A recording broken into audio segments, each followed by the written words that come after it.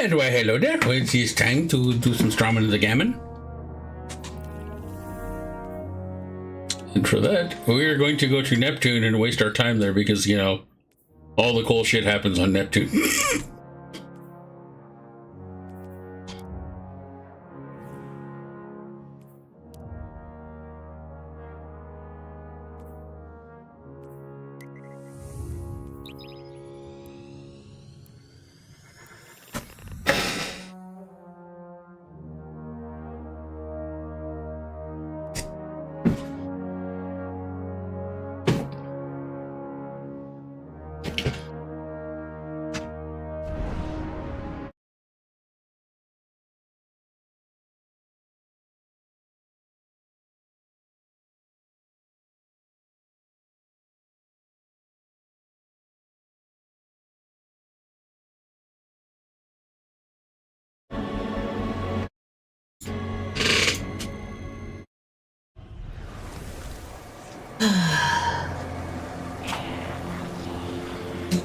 It's like, no, that's it.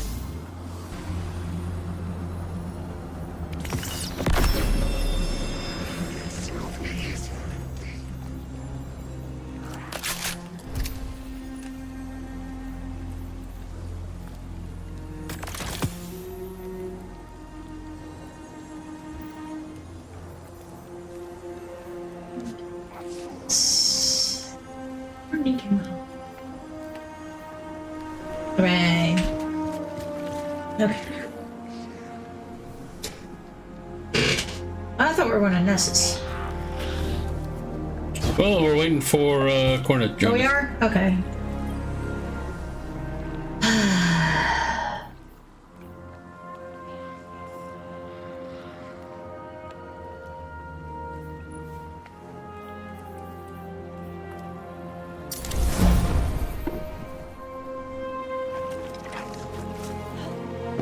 Still.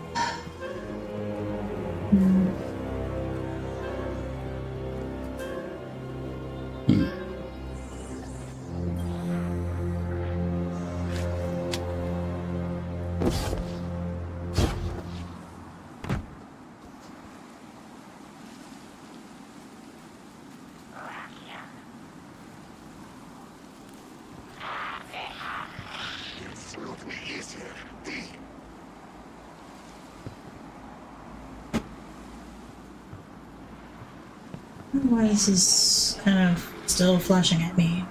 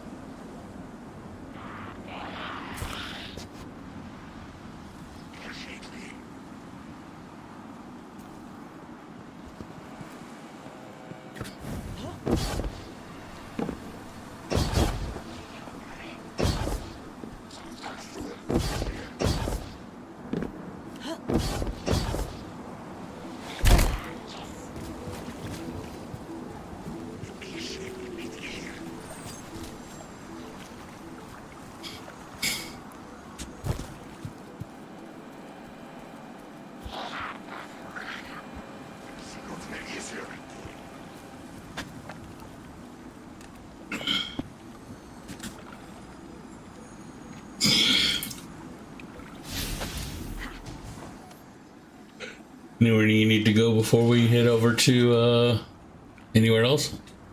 I I can't think of any place I need to. Do I need to pick up any gunsmith bounties or? Not here.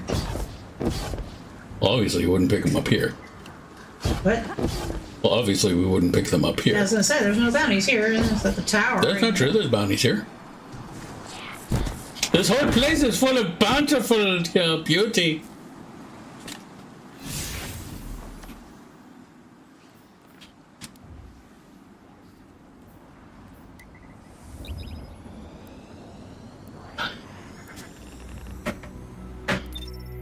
Do the Pathfinder stuff, which now we haven't touched.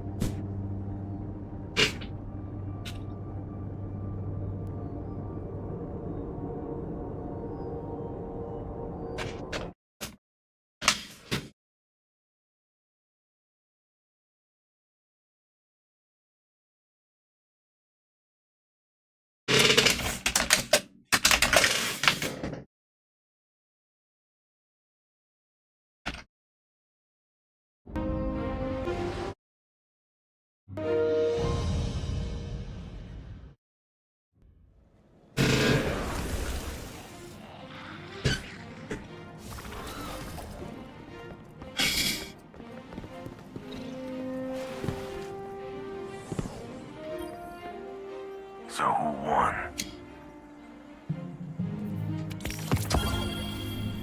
We'll be watching. Show them that they can't mess with us.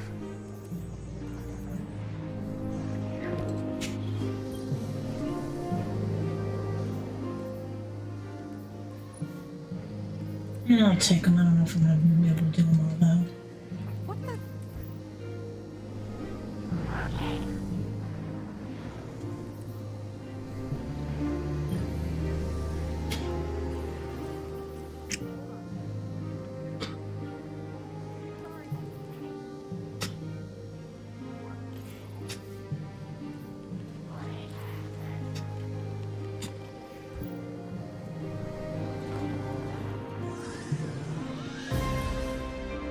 What do you think? Yep. Stay sharp.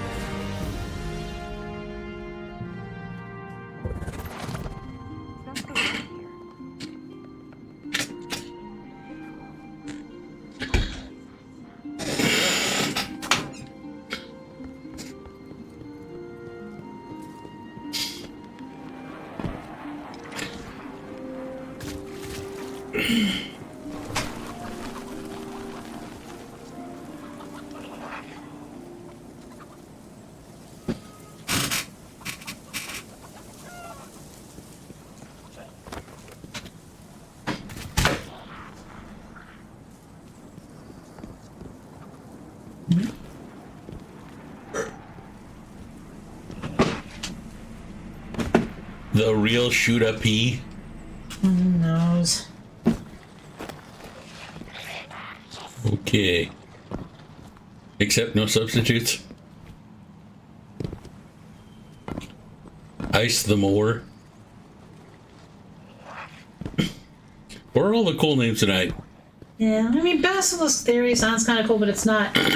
Cabinet Hornet? What? I'm sorry, it's not forklift certified cat girl.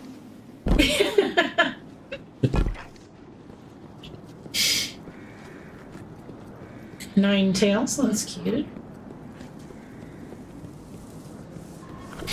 Or maybe Dandified over here is close enough.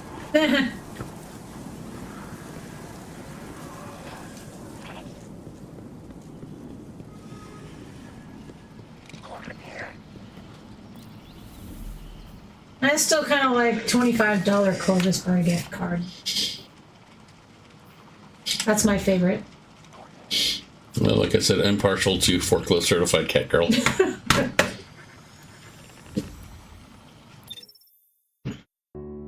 Now there's also Yandere plushie, Elsie Brace Pyramid Scheme. Oh yeah. What are all the good names of old? Just sing those good things.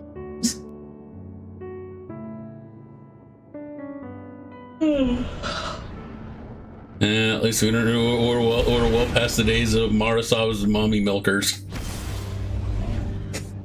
Marasov's bathwater was kind of funny.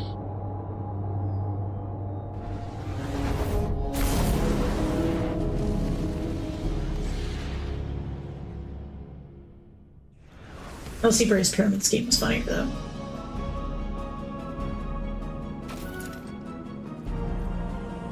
And $25 Clovis Bar gift card.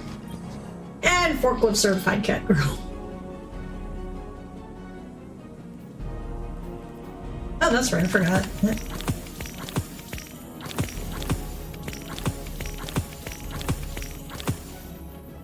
Echoes activities, okay. On. I'm gonna bypass that grenade launcher one. Arc, okay.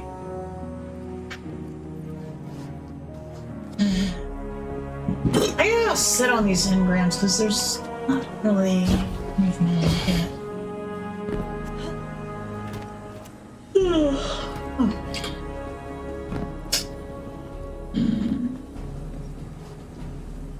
Well, I gotta kill things with the sidearm. Yeah, I gotta kill things.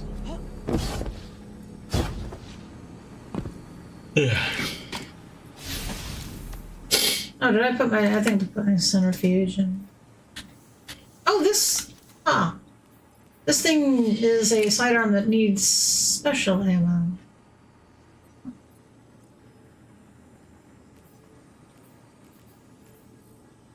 I'll dig it.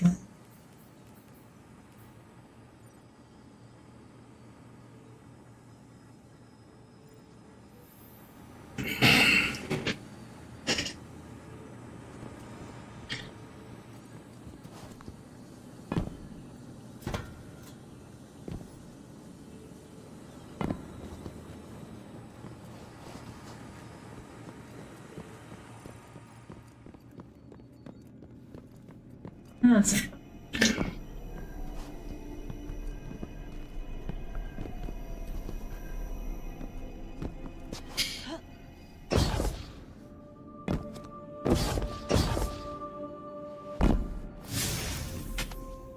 That's fine. I've put Luna's Howl in storage.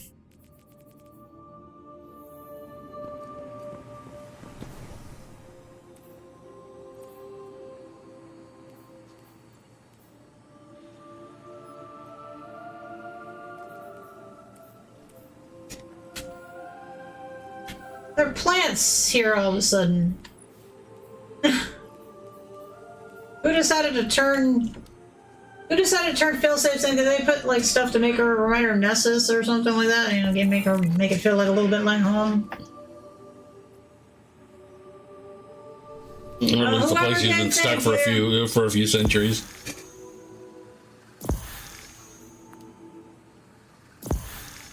Oh, you have to place something here. Oh, it's like, what am I putting there? What did I put there?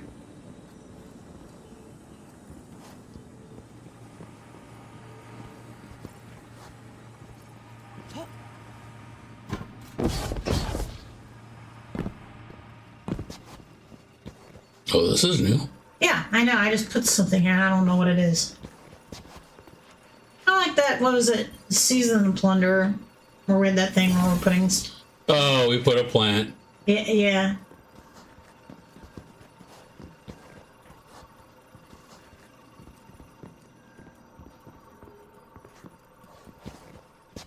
Now the helm's finally looking like my style. Plants everywhere. Oh, and hey, there's a little thing of, Are those coffee stirrers? What are they?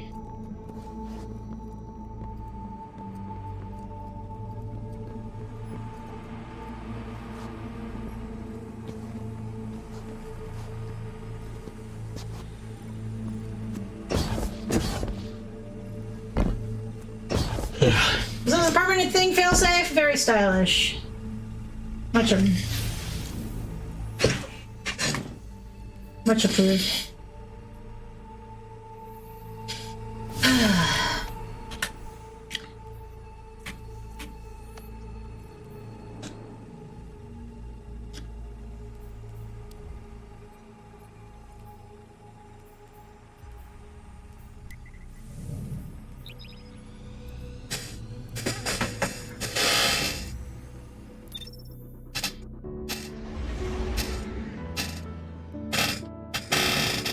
I suppose we could blow up parts of Nessus that aren't critical to being blown up yet.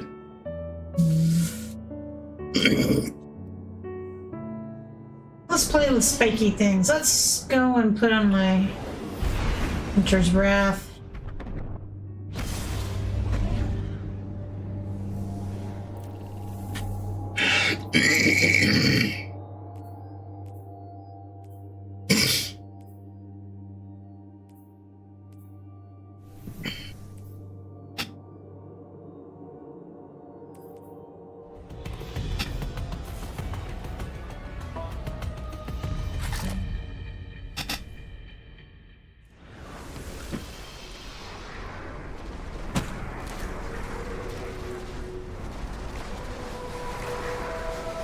Me.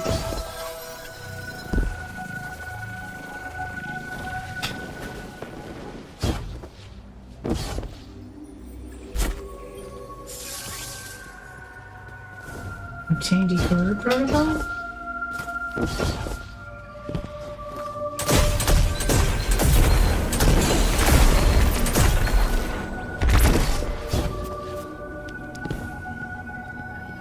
Access the grid.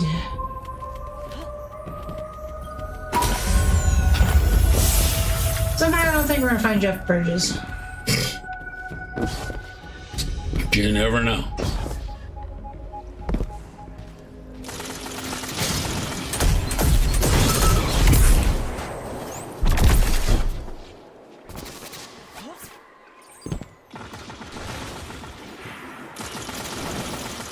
Yeah, these guys are a little different looking.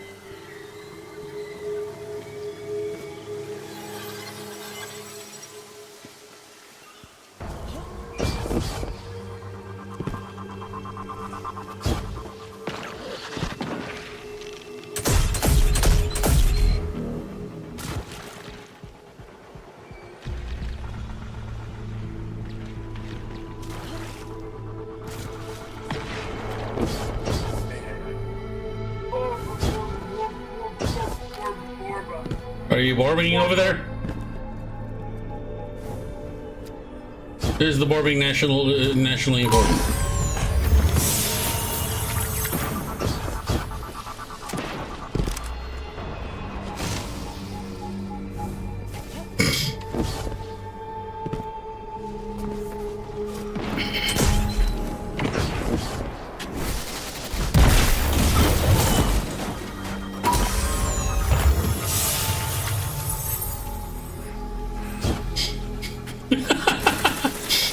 Reddit, why was the witness so powerful? First response, he ate his Wheaties. Oh.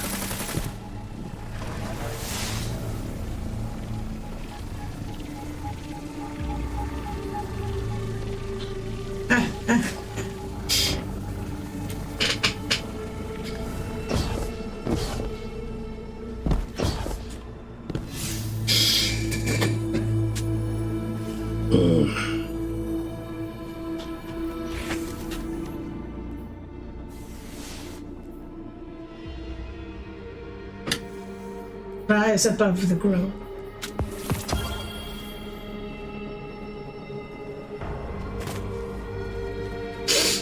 Okay.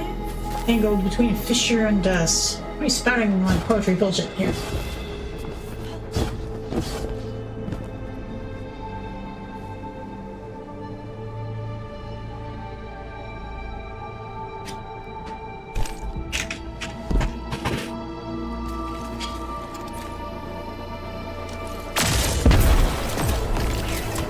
Guess that was mine. Oh, weird! It's spitting out some random shit. Looks like just somebody keyboard smashing.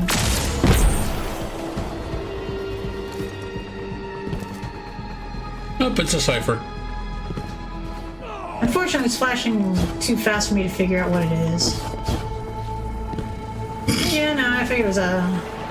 I can guarantee it's not a Rot 13.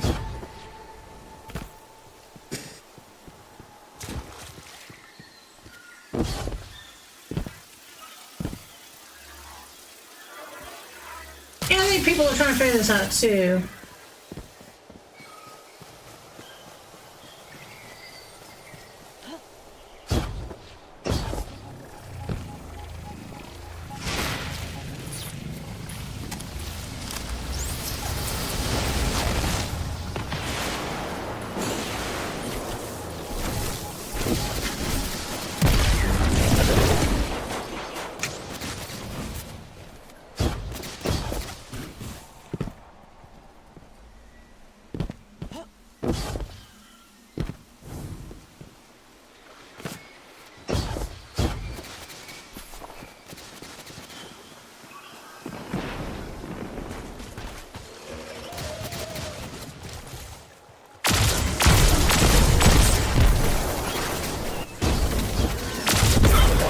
Oh, I forgot. I was supposed to do stuff that's...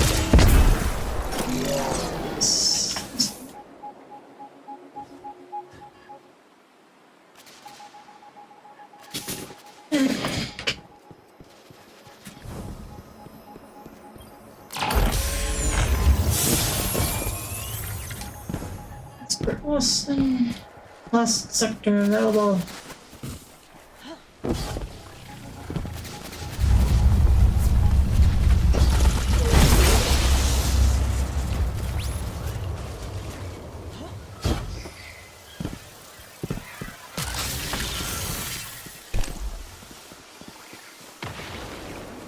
There's my auto rifle calibration.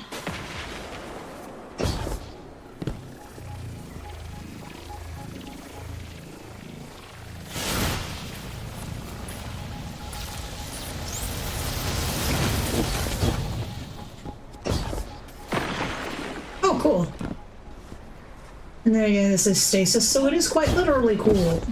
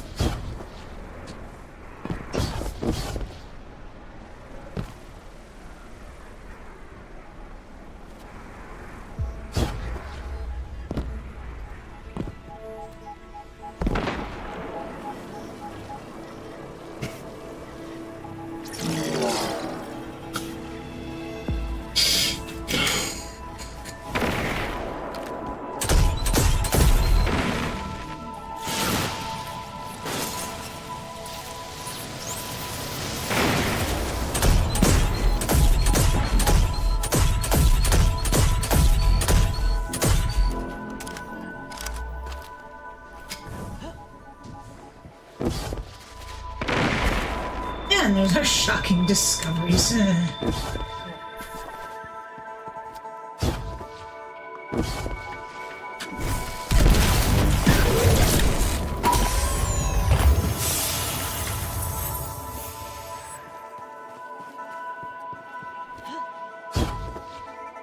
I forgot to put on my stuff for... Nope, I didn't. I done did. Whoa, we should have in it the coordinate in a second. He will be gracing us with his cornetti presence.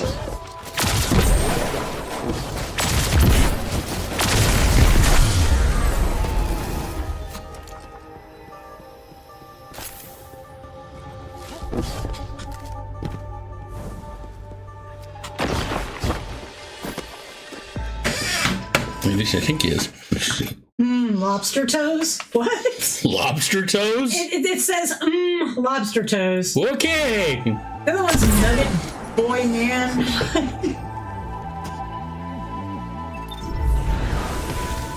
Not a clue.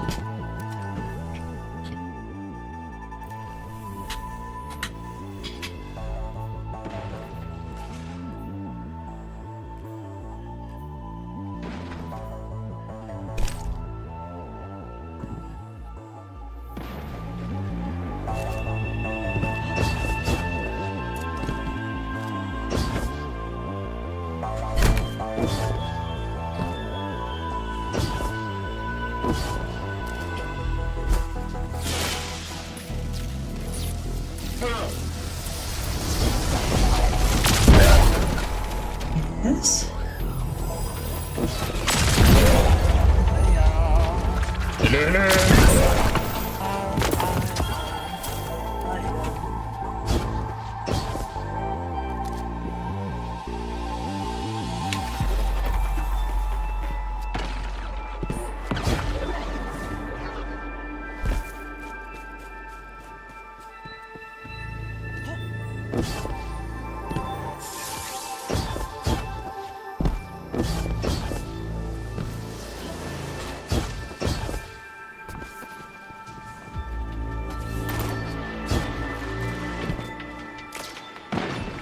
Ghost armor. Whee!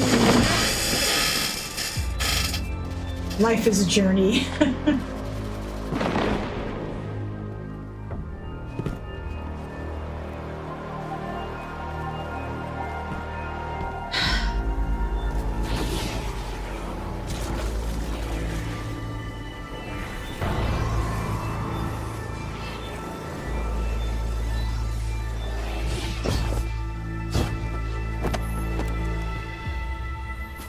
I hope they'll let me have something like the equivalent of the Icarus Dash. I want that. I will sacrifice one of these, like, do a lot of damage fragments for just one Icarus Dash. Just one, that's it. I like my high impact floofing.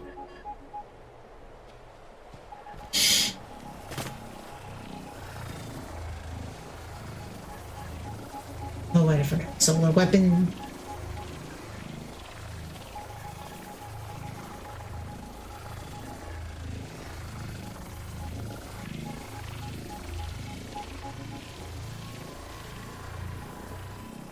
I'll just hang out here.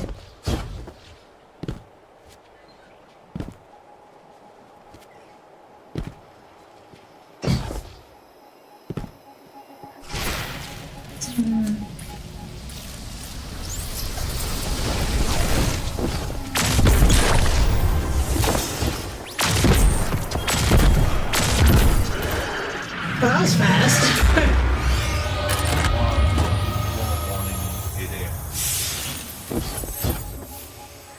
Oh, that would mean getting up in the morning. Ah!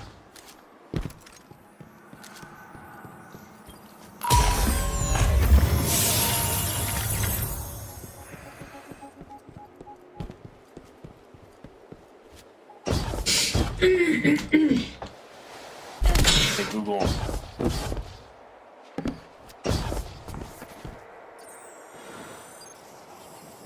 Lights off.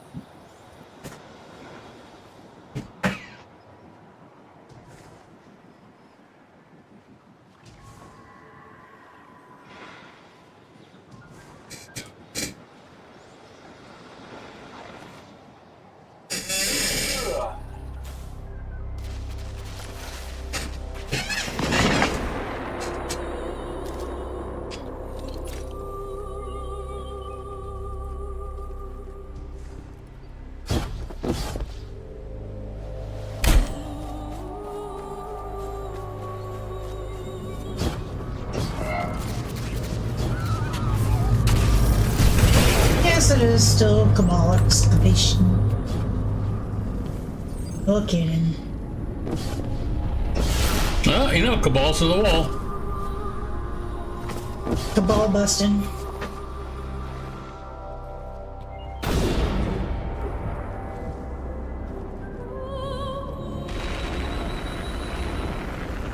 Take your Cabals and go home.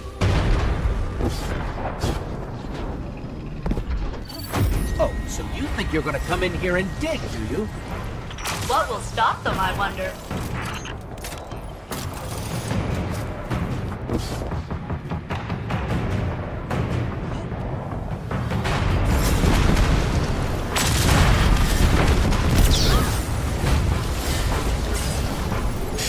Good job running into my grenade there, dude.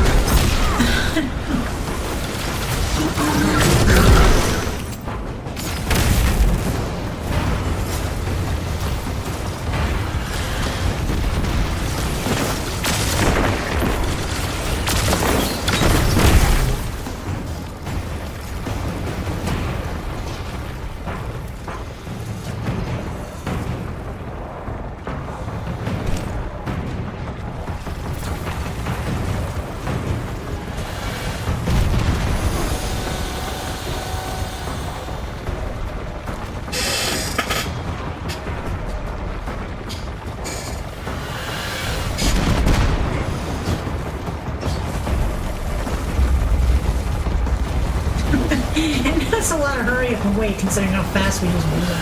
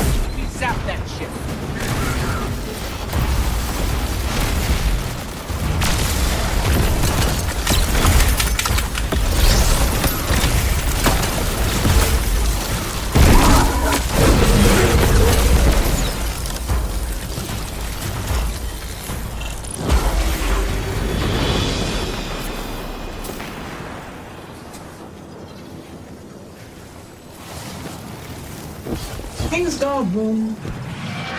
Huh. They'd rather blow up equipment than let us take it. These Cabal don't have a lot of faith in us, do they? I have no idea why that might be.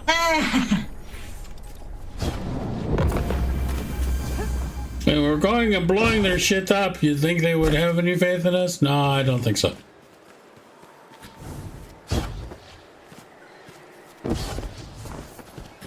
That'd be personally like, I'm gonna take space, mommy, and go.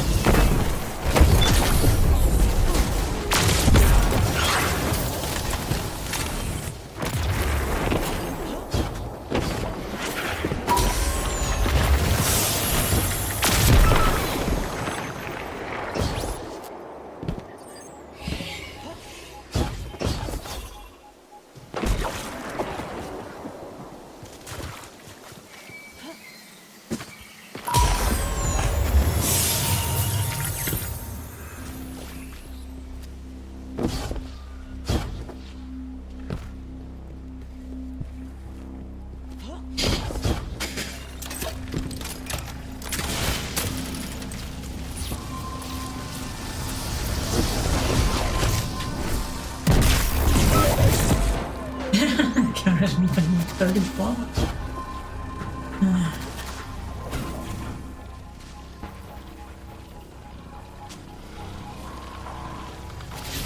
Guys!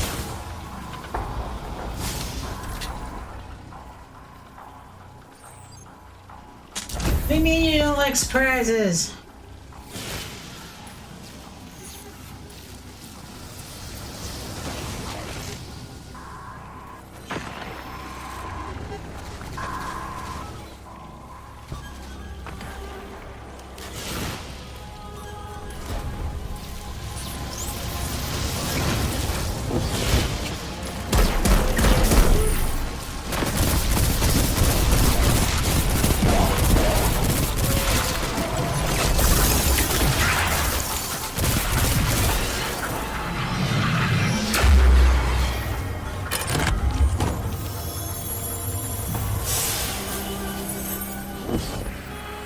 Hello, not again! Ah!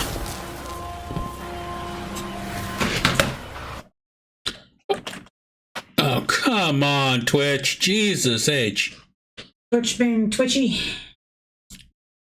Well, the funny part is the CEO of Twitch apparently had a online stream session today to talk about all the improvements they made.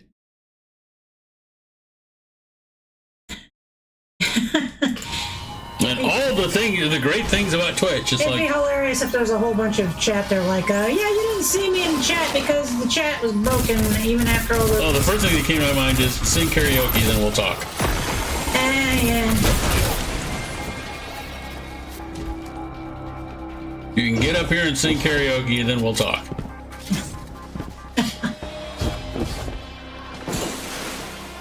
But that's not professional.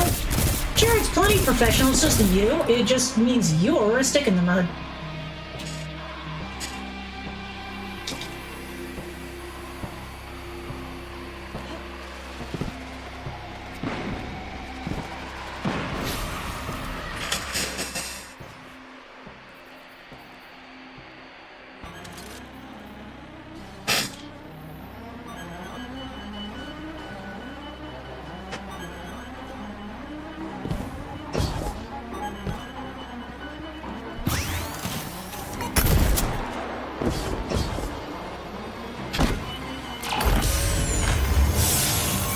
We have a joining.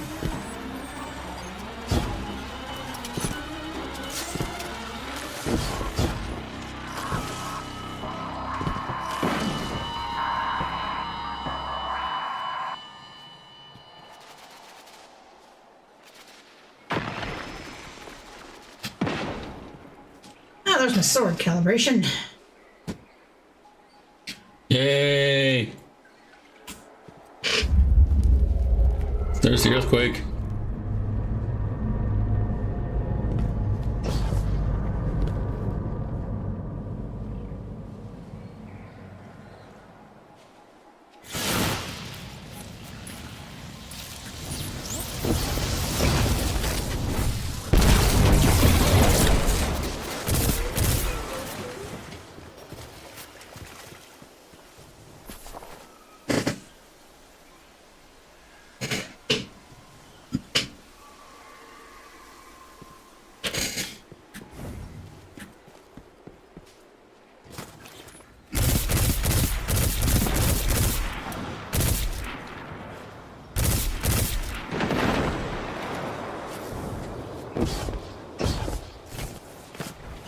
Yeah, so we're just kind of screwing around here. Yeah, I'm gonna get my bounties done at least.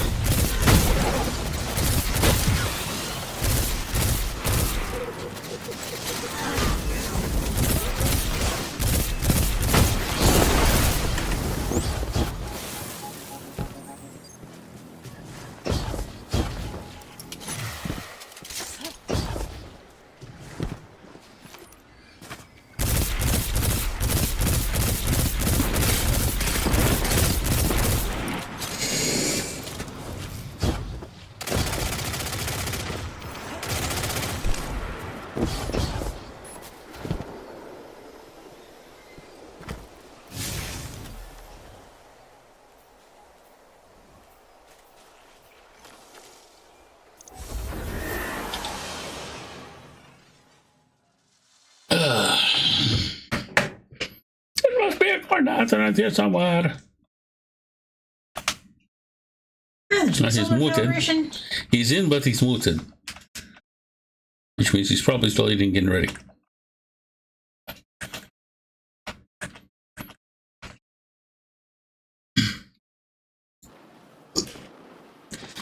Stevie Wonder, okay.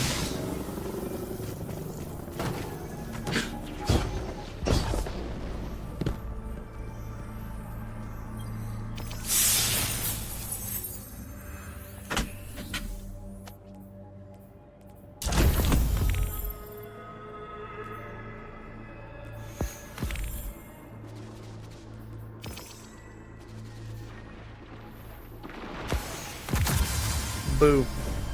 Yay! It's welcome. Hello. Hello. We're on Nessusizing.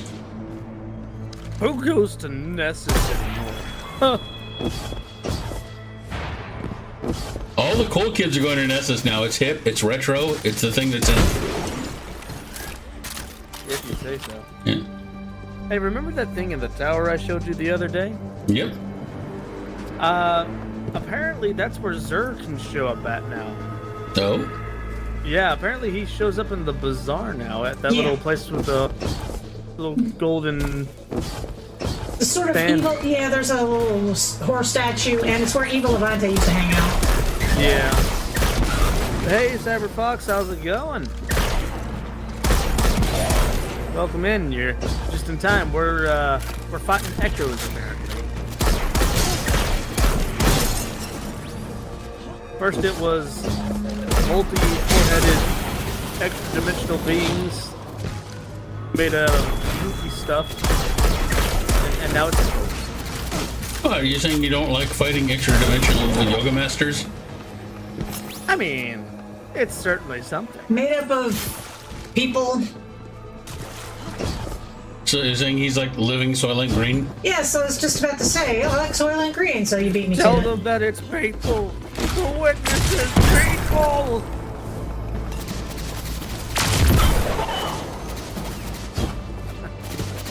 Getting your butt kicked. Oh god. Who's kicking your butt? Is it Bubble Bath? Or is it some random old man on the street who we need to teach a lesson?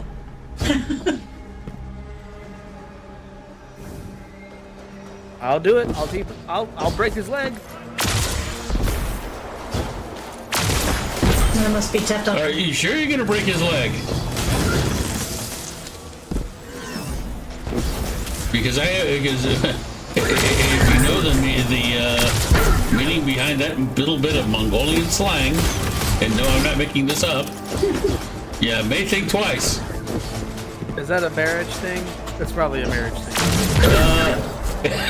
Head in that direction, not necessarily marriage.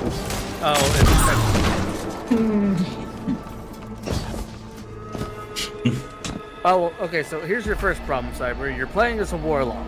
That was your first mistake. Your second mistake was coming into contact with the enemy as a warlock. That was mistake number 2. Well, the problem with Warlock is that it's one of those that's... And it's like the exact opposite of Titan. difficult to master.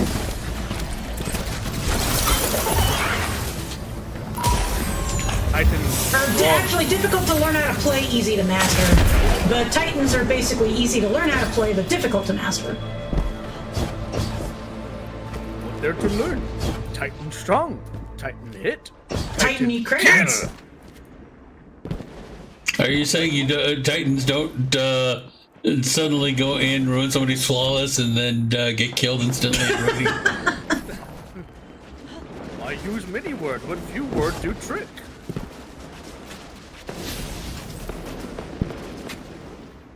How am I shooting things with this? Oh, I know, because it's fun. I like seeing things go explodey. Oh, the fox was here. He didn't even show. This doesn't even show he was here. Well, you have to pick if you like things go explodey. I mean, you can make things go explodey as 100 Titan 2, but not as explodey. We're the master of explodey. Come on, go get him, little buddy. And I have my murder roly-polies. You will take my murder roly-polies. Oh, I killed it already. My cold dead fingers. Oh wait, I am dead and I am using stasis, so that is technically cold. Never mind. Alright.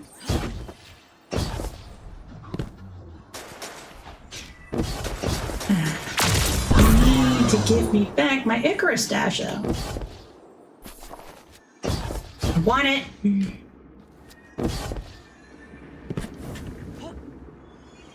We have prismatic with an Icarus Dash. That's some of the reasons why we play solar sometimes.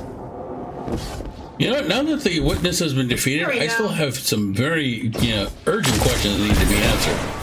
Like, what happened to Io and Mercury? Yeah, why aren't they back yet? Well, it's because the Bungie executives decided it was still needed to be, rather than trimming it up a little bit and maybe, like taking away German support if you don't actually speak German. Or, another important question is, what about the fate of the Nine? Yeah, and then the third all important question is who's going to tell Marcus, Ren, and Dee Dee they really need a hotel room? Wait until they decide to write that out. Marcus, wait, who? Who and who? Marcus, Ren, and Dee Dee. His ghost is Dee Dee. And they were mentioned a lot in D1, and then they suddenly got written out. Because this is Destiny, where we can't have a normal heterosexual couple. Yes, I said that. Of course. Well, okay. Since you're gonna, I was gonna say something extremely spicy today, and so I'll go ahead and say it now. I don't think that the Bungie writers know how to write real human relationships. That's basically why, Saint and Osiris seem really weird. They don't really, because they have no chemistry, but it's, because they don't know how to write relationships. And it's very clear they don't. They want to be romance writers, but they really can't write romance to save their lives. That's why it ends up being awkward. Yeah, I hope we don't meet Mark, because I would hate to see Devron's relationship get all fucked up because, these people don't know how to write normal relationships. So... I would argue that they know how to write daddy issues perfectly. Oh, well, daddy issues, yes, but normal human relationships, not so much. So, again, that's why Osiris and... They like putting the fun in dysfunction. Yeah, exactly. Now, the funny thing is that, okay, you take another one of my fandoms, Final Fantasy XIV, and there's a lot of, I guess you would say that technically they'd be, heterosexual life partners. I guess one of the big ones I can think of is Emmett Sulk and Hythlodaeus. And I love the fact that Emmett Sulk is so bitchy and extremely, hardcore tsundere. And Hith is one of those fun-loving type of guys that even when he's being sarcastic, he sounds kind of like he's being nice. Like that whole thing with the sharks, he's like, and then this was completely and utterly pointless. That kind of stuff. But the thing is, they're friends. They're really fast friends, buddies. I mean, they were such good friends, and Emmett's all was such good friends with their little circle of friends that he even went villain when he lost all of them. And the thing is that those two there's a lot of fan fiction with them as writing them as being a couple, but it works even if it's fan fiction because they have that chemistry. So that even if it's fan fiction, it's entirely believable, and the fan fiction writers themselves know how to write actual relationships. So it works. They have so much natural chemistry, and the writers, the fanfic writers, pick up on that, and it's just it's great. But I feel none of that from Bungie trying to write romantic couples. They just do not have chemistry. It's not there because they don't know how to write it. They know how to write daddy issues, but that's all they know how to write. So they should hire somebody who actually knows about normal human relationships to do their writing for them, because they obviously don't know how to write normal human relationships. Of course, part of the reason too, and this was the other spicy thing I'm going to say, is that I think part of the problem is the pairing itself is kind of off, because okay, Saint, you can pair him with anybody because he's a nice guy, he's a general all-loving, he's the stereotypical all-loving hero, so you can write him with literally anyone. It doesn't matter. But Osiris is so boring, and he's been written so badly for pretty much all of D2 that you can't honestly pair him with anyone. He's the exact reverse. And if you think, well, opposites attract, I'm like, when you have somebody who's as sociopath, as antisocial as, and he's not even the right kind of antisocial, because in itself was pretty antisocial too. But they could write him you can write him in a relationship, and it works because he's the right kind of antisocial. But Osiris is just so uneven in terms of his writing, in terms of how he's been written, that he just. I'm sorry, guys, but he's asexual, and I mean actual asexual, not just pretendy asexual. Like, well, you just haven't found anyone yet. Well, that doesn't mean you're asexual. If you're asexual, it literally means you are not attracted to anybody. It doesn't mean, well, you just have to have you need to have a romantic connection. No, that's called being normal. But when you have somebody who's just literal, because I know several people who are actually really, really asexual / ace, they just don't have any kind of sexual attraction to anyone or anything at all. Yeah, and Osiris kind of strikes me as that. He's more like job sexual. He's work sexual. There we go. He is married to his research. He's a workaholic. And that's always the way he struck me as. And the writing for him has been so bad that. I don't think the people that have wrote him really understand. I don't think they really understand character very much, but it seems like they don't understand human relationships anyway. So, kind of all evens out. Yeah, Cyber. It's I'm with the regular crew, right? It's Shin, Gray, and everybody. But no, I agree. When it came to Saint and Osiris being made into a couple, the first thing I asked was, how does that work? And the second thing I said was, that doesn't match anything that came before this. Because for the longest time, like, the idea that they kind of planted for the longest time in the Grimoire cards and everything was that Saint viewed Osiris like a brother. That's why he begged the speaker to give Osiris a chance to explain himself when the cult started forming around his predictions. And, Osiris, being the antisocial, absolutely socially awkward / ignorant person that he is, basically just put both feet in his mouth and said, no, screw you, I'm going to go study the Vex now. Later, nerds. And then is pissed off to Mercury. And spent the rest of the next 50 some odd years, or however long, just futzing around in the infinite forest learning how Vex think. And I think that's kind of the problem with Osiris. Saint could have had the same problems that Osiris had, because both of them were mythological figures who didn't have set character traits when they were first created, only that they had, Saint had his helmet, Osiris had the trials, essentially, and that was it. All we and groupies, don't forget groupies. And the group, yeah, right, and the groupies. I think Brother Vance was written better than Osiris at times, I think. Well, that's because Brother Vance is better written just because he has goals, he's, got something he's working towards, and it's, to be honest with you, it's pretty easy to write a fanatical, fanboy, because all you have to do is give them someone to idolize, and then just pretend like you are the fanboy and gush about them. That's boom, you've got your fanboy character. That's what Vance was. He's an Osiris fanboy. Yeah. So he was all cryptic and everything because he's like trying to be all cool, like Osiris. It's true. It's very true. And that's the problem. Osiris is, had all these legends about him, but we never knew anything about him because the Speaker refused to let anybody talk about him, even though he was a former Vanguard leader. And Saint went searching for him and then got lost on the way because he took the wrong turn at Albuquerque and died for a little bit there until he didn't die, thanks to us and Osiris. But besides the point. But even in that season, even in Season of the Dawn, when, after we've met Osiris and he's had his admittedly lackluster writing in the worst DLC Bungie's ever released for this game,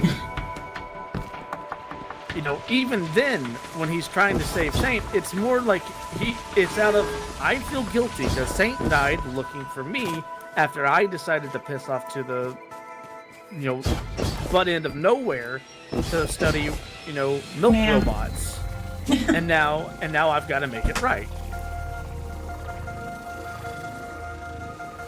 And it wasn't really until, God, what was it? It really wasn't until people started shipping them of their own accord that all of a sudden this narrative sprung up of them being actually a couple. And that's always been my problem with this. It was something that the fans decided that they liked because fans will ship freaking anybody together. Yeah. For God's sakes, I don't want to have to go anywhere near this, but Voltron. Yeah. Freaking Voltron. Just look at that cesspool and you will see fans will ship anything, even if it is horrible. Yeah, because fangirls are thirsty and lonely, and I know this because I spent a lot of my time around them. And there's nothing wrong with that, I suppose. But the thing is that you really shouldn't base your canon around what even the most discerning, without the most discerning Fujoshis, because I'll admit, there's some pairings that I am all about. But I know for one thing, I'm like, I wouldn't want this to ever be canon. Okay, like going back to Final Fantasy XIV, I kind of like, I would kind of ship him and Hypnodeus. I don't think they're like that. Well, I mean, it's very obvious from Word of God that they're not like that. But still, it's like, it's kind of fun to think about it, just because, they actually do kind of, they do sort of act like an old married couple at times. But, I'm not going to say that, Square should make them a couple, because they absolutely shouldn't. Not unless that was what they were planning on doing. And it's very clear to me that the whole, because there's that whole joke about they're a couple, always have been. No, they haven't always had been. That was something execs decided because they wanted to get more rabid fangirls to play Destiny. That was a total Disney executive move. Mm-hmm. That was a Bob Iger move. So that's why it was done. It wasn't because they were a couple or they had any kind of natural chemistry, or even if the people doing the writing were I mean, again, I'm telling you, if they were romance writers, they're probably not paid for it because they're lousy at it. No. It goes back to what we were saying before, though. Like, when you look at the Grimoire and you look at the descriptions that even Saint and Osiris have for one another, predominantly Saint, because we get his perspective more than we ever got Osiris's. Osiris literally never had much, if anything, about his perspective on things or his comments on things. Yeah, he's always been a character that's been talked about, not like Ikora will talk about him, Saint will talk about him, but he doesn't. We don't see a lot of his perspective on things. Exactly, and that was the thing. Like, even before they were properly introduced, aside from Saint having his helmet in the game, the idea of what Saint thought and did was in there because the Grimoire cards had examples of him like going to the Speaker and calling, like, there's things like people saying like, oh yeah, Saint was kind of weird because he used to call the Speaker his father, even though they're not related at all. And it was like, and like Osiris was his brother, and they were on the Vanguard together. And Osiris was important to Saint, and they were good friends until they were more, apparently. Except they didn't explain how we got to that more. Exactly. I would be That's- okay with it if they explained how they got to that more. But no, it's suddenly, suddenly, no, they've always been, no, they haven't been, not according to the actual lore. I mean, seriously, it's like somebody, put them together and said, "Hey, we've known each other long enough. We should be boinking." And they're like, "Okay." It's like, well, okay, girls, would think about your bestest friend? Would you boink them? And if the answer is, oh God, no, then there's your answer. I mean, yeah. I mean, for God's sake, there's people who Most thirst after people are not Clovis friends Bray, with and he's benefits just a with their head. friends. That is not normal, and if no matter, and most people don't think that way. No, they don't. But and that's the thing, like y'all were saying, if they had a moment in the story or the lore where they explained that there was more to their relationship than them just happening to be Titan and Warlock vanguards at the same time, or the fact that, they knew each other because they existed around the same time in the city when all those legends were being made. Like, if they'd alluded to them having some close bond, then yeah, I could see something more having developed at some point as they got to know each other. But like, even in the cutscene that they had, it's like, oh, we've always had this dream to explore the stars. What? When did this happen? When did that happen? Yeah. I When don't was remember this reading about established any of lore? that, did you? Boy, Chief of Staff. I don't remember any mentions of Saint wanting to explore the galaxy. To all I who remember can hear him me, alert. personally wanting to keep the city Incoming safe, Cabal and then from construct. there, 85% probability of intelligence-related the objectives. most they did was say oh, one day when the city is safe, we'll finally get to live our lives the way we want. It's like, okay, yeah, that's literally what everybody says and wants. Where did this I want to go on a road trip, please let's go on a road trip? Which, I mean, the way I saw it, a lot of people pointed this out, and I have to agree. It's like, They won't tell me let you're any trying to intel advertise here. Frontiers without Cabal telling me you're trying to intelligence advertise operations? Frontiers. What a paradox. Yeah.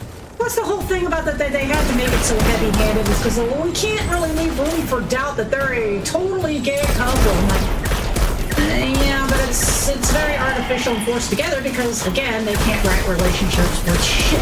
So, of course, they can't show them being a normal couple because then we wouldn't be able to get our special snowflake brownie points because we have to make it obvious. I mean, okay, another contrast. There's an anime called Yuri on Ice, which I absolutely love because it's the most accurate depiction of figure skating I have ever seen in any media. I mean, everything about it is freaking completely on. I'm like, oh, yep, that's exactly like it is. That's exactly like it is. And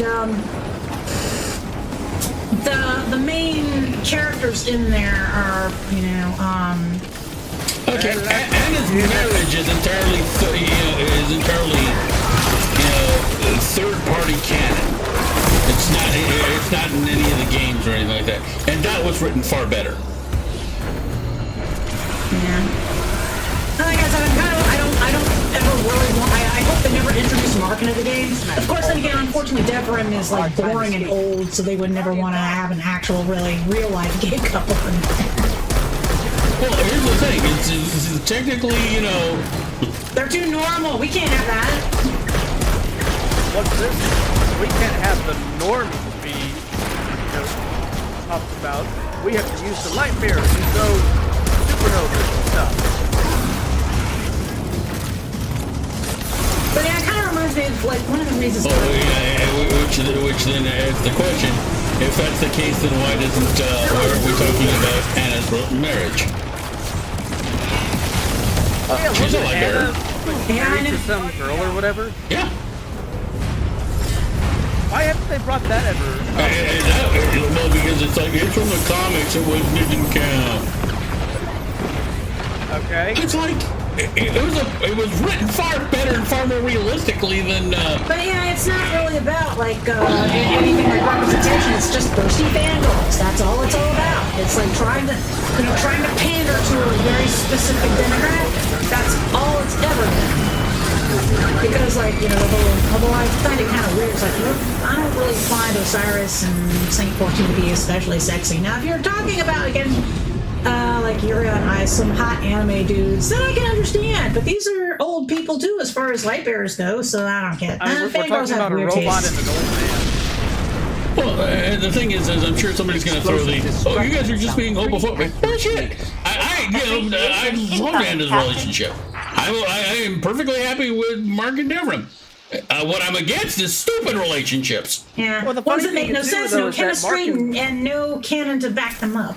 Well, you have to have that for a head company. Yeah, you do actually.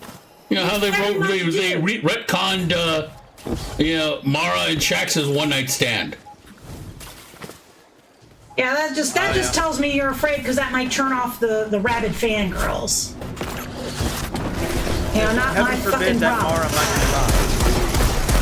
Oh, the thing I find hilarious is it's like they're It's a very freaking out about people, that. honestly. 'Cause They're freaking out about that shit, but her relationship with what's her name is really never covered. yeah. Oh yeah, the There's far more evidence for her and Shax than Well, the other thing too It's is that as much Yeah. as they like pretending to be bi, they like to shit on bi people by saying, oh well, they seem to think that bi means starts out straight and ends up gay. No, it literally means, look at what the word says, bisexual. It means attracted to both genders. That's all it means. It doesn't mean, oh well, you start out straight and then you end up gay. And of course, you can't start out gay and end up straight because that's erasure. But no, bi exactly means you do not have But yeah, so like, no, you want to talk about erasure? You're raising bi people. So have at it. But no, it's not about anything SJW. It's just thirsty fangirls. It's sucking up the thirsty fujoshis who aren't picky about what guys they slap together. Any guys that are like they think are remotely hot, they'll just stick them together. Honestly, the fact that Deborah has talked about Mark for years is part of the reason why people find it very easy to believe that him and Mark have been in a relationship for years. Literally, his passive dialogue has always been stuff like, I should really go and see Mark. I haven't seen him. Yeah, I mean, He's you probably want to talk worried." about establishing a relationship? That's how you do it. Because if they're not only that, but that relationship has they worked a clever joke into it too. Yeah. I mean, I thought the whole thing was Explain. because they wanted to make a Okay, joke. what is Devram? He's a sniper. What is the sniper called? Also, I don't know. a marksman. I'm Mark. So he's the He's a sniper. marksman who constantly misses his mark.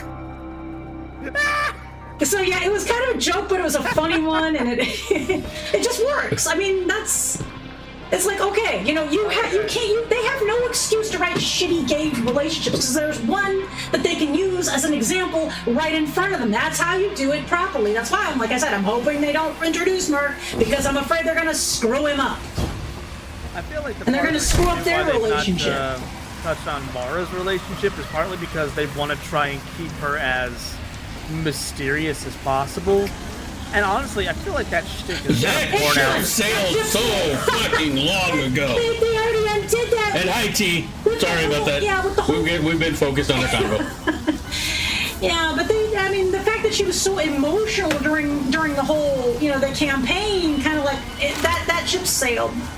That it's gone. It's bye-bye. You ain't getting that back. Nope.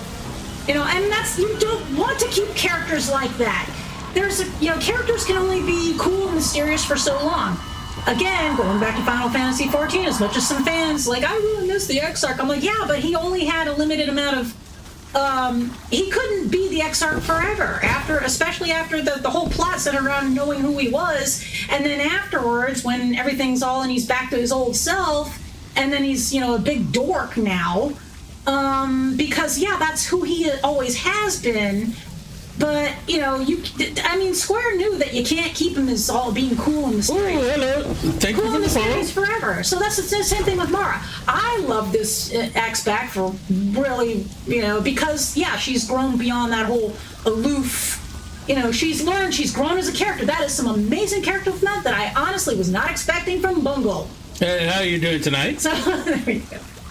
Honestly, like the stuff they've done for her and Crow, where their relationship has become you know, they addressed like, yeah, Mara was really toxic and really screwed her brother over, and having her try to, you know, make that right by, you know, doing the right thing for once and not trying to control what her brother's doing in his second lease on life was a big step for her.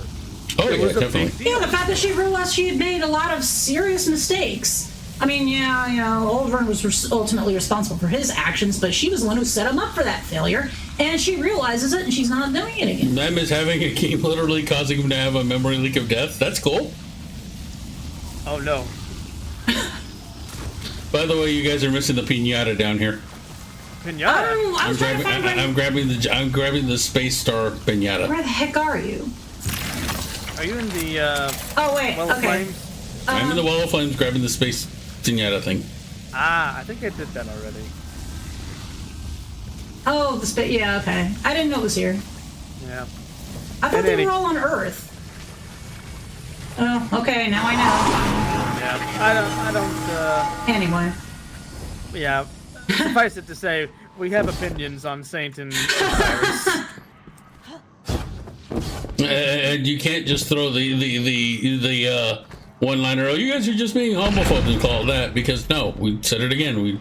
There We're not are against gay relationships in this thing. I that think are done I think well. Anna's relationship is one of the best written in the game, or And there's in the nothing- franchise, I should say. So that's It's not why in the game. I don't think it was written by the standard Bungie staff because it was done too well. You know, it was somebody who was done by somebody who actually does understand relationships. And it's like we've been saying the whole time. It's like, it's not that we don't think Saint and Osiris couldn't work. It's just that there's not been enough work put in to make it work. Because Osiris, compared to Saint, Osiris has little to no character depth aside from is old man, is warlock, is grumpy. Vex? Question mark? Where the hell are you going? You were over here and then...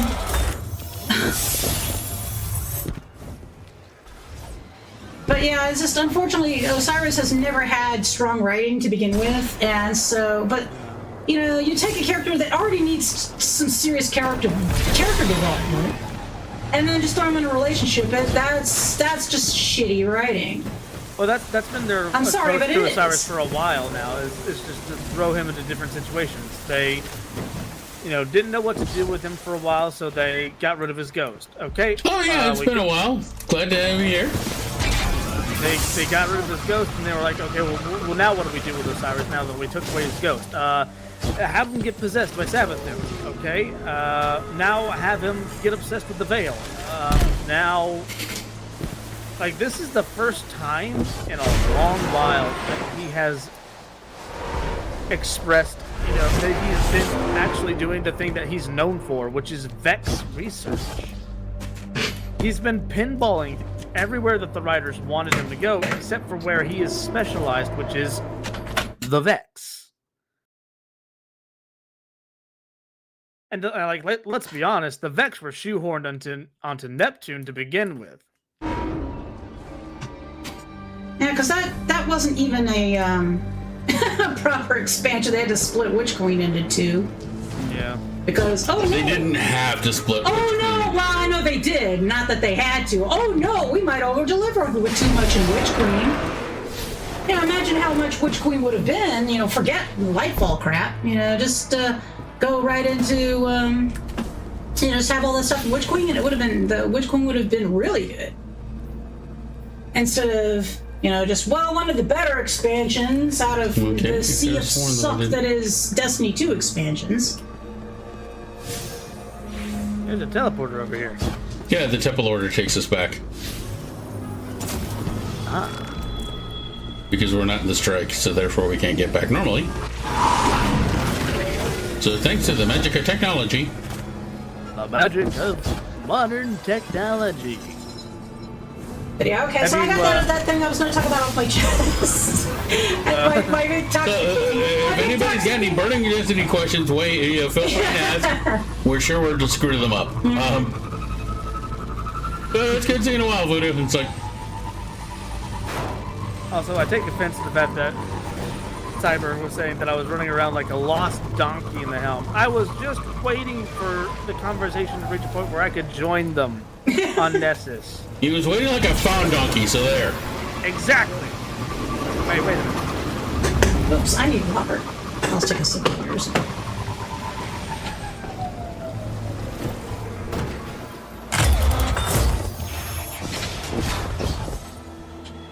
So I guess the other one is in there as No, well. did you already go over? I was like, why did you go? Why did you use that? Oh.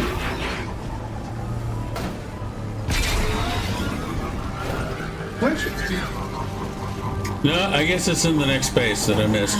So back up into the wall of flame, and then into the anchor, and then to the over the river and through the woods of Grandmother's as we go.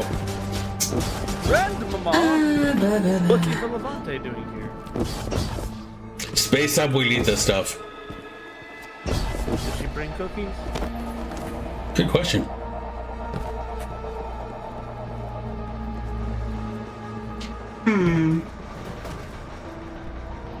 Well, if we're gonna be talking about Space Abuelita.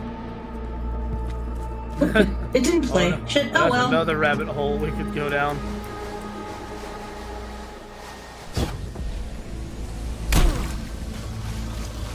I still find it funny that they Oh, gave there it goes. Raoul Jeez, that was enough of a delay there. God. or it's Raoul.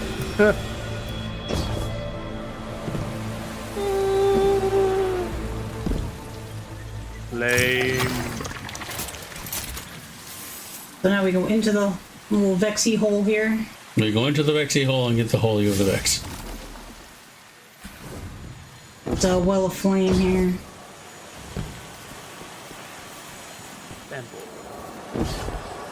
Well of flame, down we go. Whee! Oh, hey, there's a little marker that has a, Democracy fills my sample container. Yay! Oh, is it extract sample? Catch! Is that what you got? The extract sample? Yep. Okay. Alrighty. Now I'm back out. Okay. I'm going the right direction. Yay! Oops, there's another one. I almost overlooked that. Ooh, a piece of cake. Ooh, a piece of cake. Ooh, a piece of cake. Ooh, a piece of cake. Baby. Oh, and there's a lot of Vex down there. I think I'd be dead right now.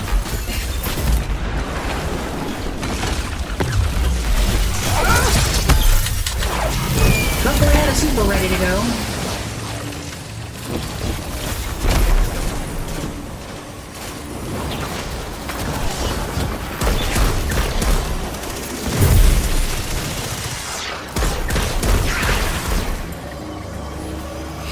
Somebody call for a Titans. Perfect. That's one sample isolated. I promise At not your to ruin your convenience, solo Captain. run. Bring it to me for processing. Oh, rising course. Okay, specimen collected. Have you noticed the, oh, whoops, I didn't mean to press that one. Specimen. Okay. Have we noticed the what? The, floating, BBEG. Oh, somebody's been Hologram. pointing out the Caucasian nightmares? Yeah, okay. What, the what? Somebody jokingly referred to them as the Caucasian nightmares. Well, the little white things floating here. Those Because nightmares, yeah, the nightmares are usually darker colored, so yeah. Oh, no. Oh, God, white people. white people everywhere. I get a jump scare every morning when I look in the mirror.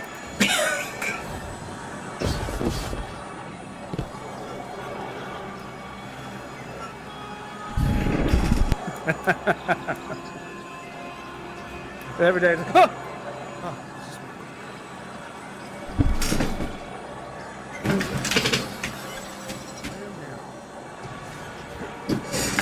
Wait, wait. Hold on a second. Set back there. Okay. Probably I don't want to get into. When you step in any teleporters, I don't know where they go to. Hey, you want to see what I can do? I guess we go back to the helm now and do helm stuff. Yep. Seems that way. Hey, watch this. That was the most Titan thing I've seen today. I guess that's getting to the helm the fast way. Squirtle is dying medic on its what? I'm confused. I'm as confused as you are, Cyber. What did you hear?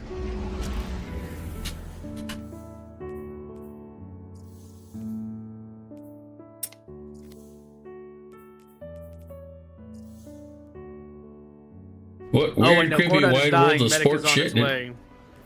Huh? Okay, it was supposed to be medic on its way. I don't need a medic. I need 2 sarsaparillas and a packet of Mentos. This is the military, son. Here's your Motrin. Well, while we're that'll floating in work. space, I can go and grab some more water.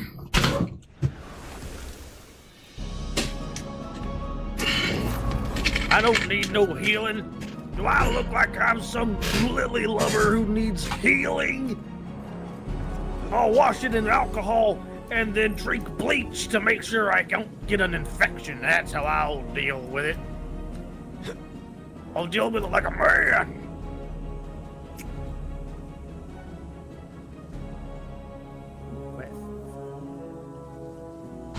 Greetings, Captain. I've been analyzing the Vex data you collected earlier, and it's weird.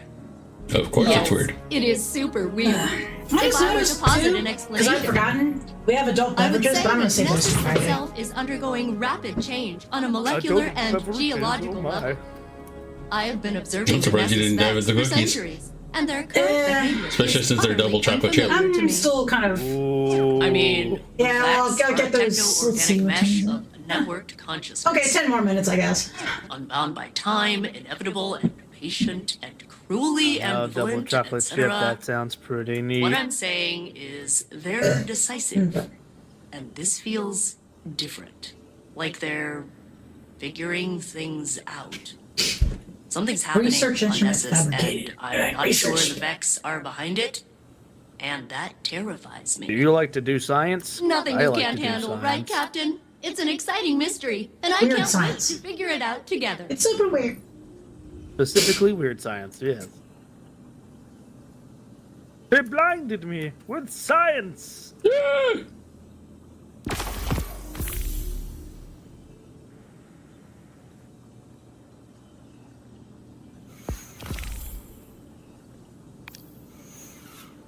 Oh, yay. Oh, yay.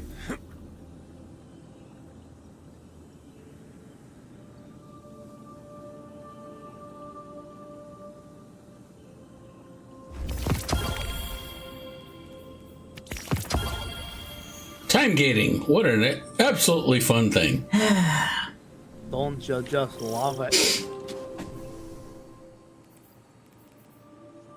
I guess it wouldn't be Destiny if it wasn't time gating.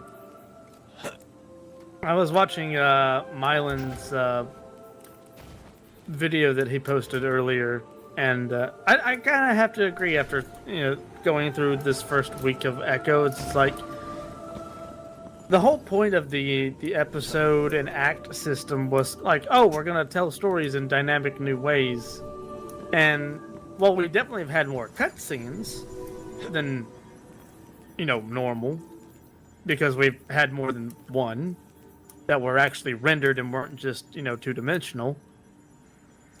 It's still been the same kind of formula that we're used to when it came to seasons. Go talk to Failsafe. Failsafe will give you a paragraph and then an item. Take the item to this place and do a thing. Come back and talk to Failsafe. Failsafe will give you another item. Going through the thing. Come back and talk to Failsafe. Alright, you're done for the week. Come back next week and then we'll have more. But you won't believe what it is. It involves picking up an item. And talking to Failsafe. And go into an activity to do it again. And I'm with him on I feel like the story for this is gonna be cool because they're doing something funky with the Vex, which is a nice change of pace for them, considering how boring the Vex can be.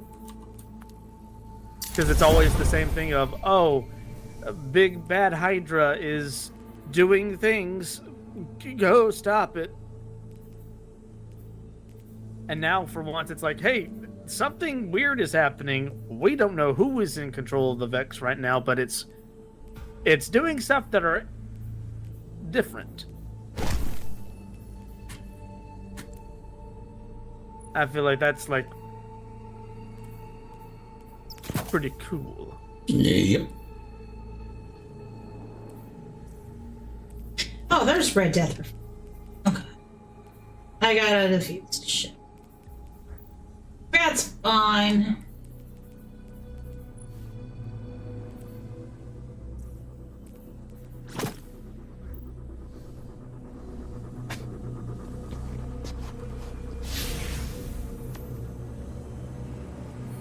Oh, now we gotta go press the button on the thing here.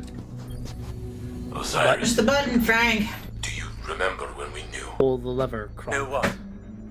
That we were meant to be together. Oh God! There was one moment. And wait till you press the button, and it goes. It pretty much covers what we were just talking about. So smart. I kid you not. She knew. Oh, yeah. It's a Deus Ex Machina. Wobbles and the What? big. She Oh. said first. He's listening to the radio, Okay, yeah. Well, I was. Yeah. Obtuse. which was basically, hey Osiris, couldn't remember when we had that recognize dream? Yeah, it's more trying to really Tallulah told me shoehorn in the whole. By the way, did you know that Osiris and Remember when we had to resort to like a radio message to cover the gaping plot hole in our relationship? Yeah. I'm glad you found it so amusing. Hey, other It's like somebody Osiris. kind of knew. You know what? This thing makes no fucking sense whatsoever. Your smile then, so knowing, so full of our future together. As much as I would love What to brought join these for some memories gambit, This is what is talk, known as an ass pull. And yes, well, We're still sometimes trying it can to- be a we're good gonna thing. do some of the Sometimes, stuff a real lot of quick times it for- just means for- shitty for- writing. episode stuff, I guess. That's gonna take some getting used to saying. From the Black Fleet. Now they have a chance. We're to gonna do some of the paid repetitive stuff. It's, Like us, we can look behind. Yeah, I'm so disengaged that I'm not even paying attention. Usually I pay attention to these things. I'm not really paying attention. I mean, the entire conversation they're having is basically just going to boil down About to, us? hey, Yeah. remember when we decided Since we the wanted to beginning. do that thing? Yeah. Now, Isn't it kind of neat that we now are in a position where we might be able to do that thing? Yeah. Okay. And yeah, the unfortunately dialogue is just as uninspired as hey, got a whole bunch of. I did want to ask because I wasn't able to be there when y'all did it. What was y'all's thoughts on the grand finale for the for Final Shape story? That was actually cool. I was kind of we surprised. did it yesterday. Did it online, and I have no shame in admitting it had me in tears. Yeah, that was Same. actually good. That was good.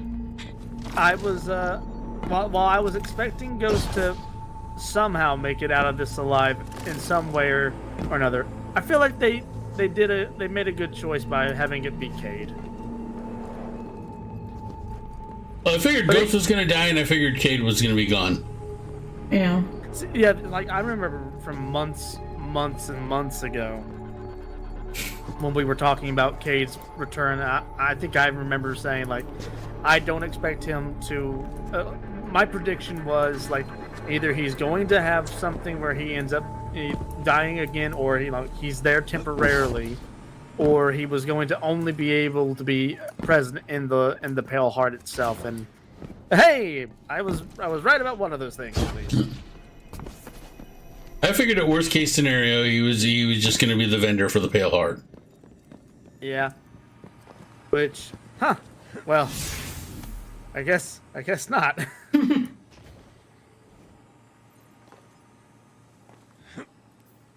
It is kind of interesting that they went ahead and showcased kind of what to expect for all the episodes for this year, and then just did a soft like, we're going to have some kind of release next year. We're not gonna, tell you anything about it, but there will be something similar or adjacent to an expansion.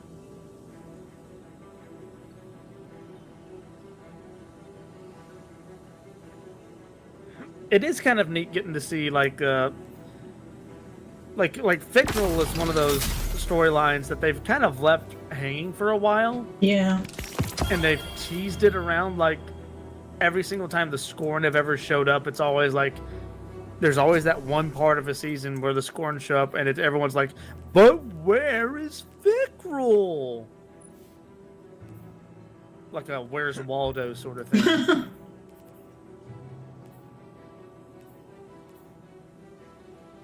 And I'm kind of glad that they've put off dealing with him for a while, because I feel like in order for them to address that story correctly, they always needed to have Crow go through his major arc of becoming his own guardian and doing like he is now and becoming a part of the Vanguard officially.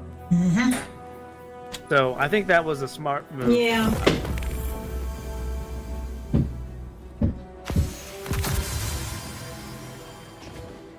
You don't have the final stage. Oh, the final stage. I'd say get it. I'd say get it. It's worth it. If nothing else, it is a actual good closure for the last. If anything else, it shows what happens when the devs are allowed to do their jobs. Yeah.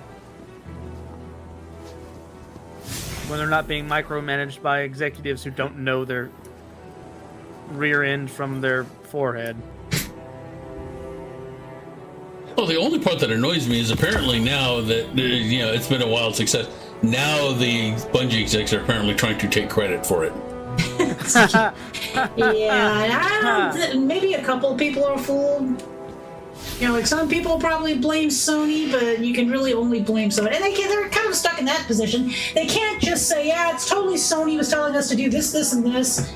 Like they've been doing with Activision, like they've been doing with Microsoft, and it turns out, no, it's actually Bungie's executives. That's the ones to blame.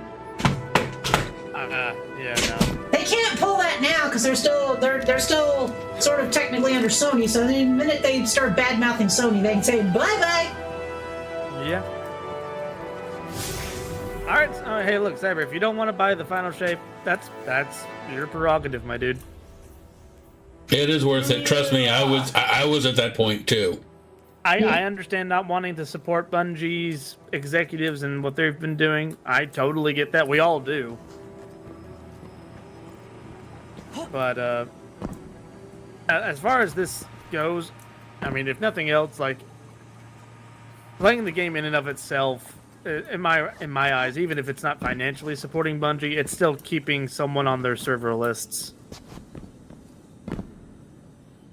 And that's, the next best thing besides spending your hard-earned money on the game itself. And we don't even really spend all that much money on the game anyway. Not as much as I want us to, not with the Eververse. Like, buy from Eververse. Nah. Those days are over. It doesn't help that their last few, big pushes for Eververse, promotions with, Ghostbusters and now D&D were really bad. Like, the armor they're releasing is just ugly. It's ugly. I wouldn't pay for that. It's not good. No. I wouldn't wear it if it were free. I wouldn't either. No, you've seen this, this I was going to say season. This episode's armor, oh my god. Yeah, I've seen it. We are all battle mushrooms. Oh god, what's happening? Nope. Okay, tower time. Tower time? Yes, tower time. Oh.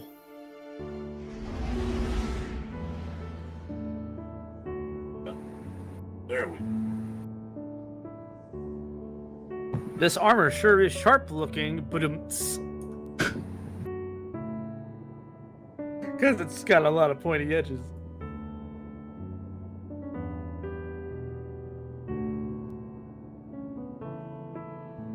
Make sure you don't poke your eye out.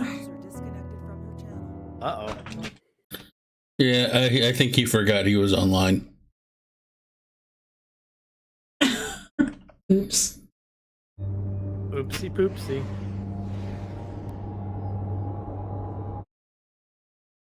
the helmet's a little cool. Probably won't wear it any though.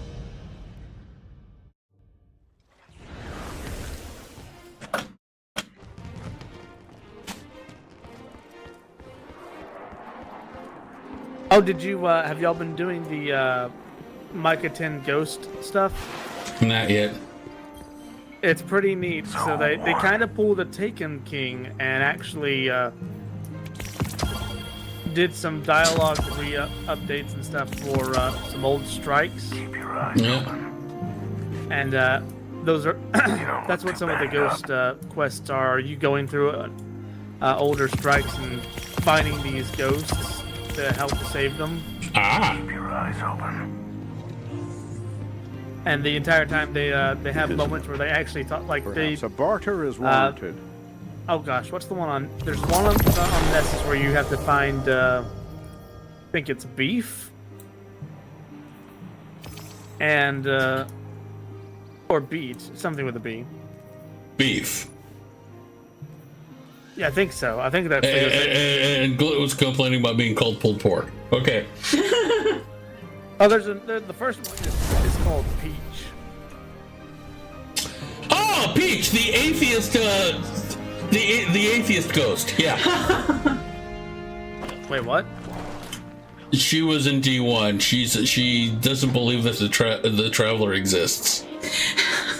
Wait, what? I kid you not. Hi. She's a conspiracy theorist and an atheist, and she believes that that it doesn't exist. It's a human plot to reactivate an orbital space station they've had there. Wow. Pretty funny, actually. Yeah, one of the cards is from one of the Grimoire cards from D1 goes into it. They get invited to a Van Net talk show where she goes on about all that, and another goes Balthazar just loses his mind. Shut up, because he's devout. Yeah. Checking. And basically they have her pretty much as an audience surrogate doing the whole. It's like, okay, so you worship the big golf ball in the sky. What's with that? It's pretty funny. The D1 writers knew their shit. Yeah. Honestly, the D1 the one thing the D1 writers did that honestly is the only thing that's been a disservice for the whole thing is they left too many mysteries. Yeah. And while I love all the mysteries and stuff that the original lore writers for the Grimoire had, because it made the world feel so much more interesting and big. It's unfortunately done the disservice of allowing for people to now come in and kind of ruin it by doing stupid stuff. And it kind of reminds me a little bit of Babylon 5. Michael Straczynski basically had this thing about Swedish meatballs in there. And there was a point where Jakar, and I can't remember his friend's name, but he had him over for like dinner one time, and his friend was just like, you managed to get real authentic and whatever the dish was, the Narn dish was, I can't remember what it was.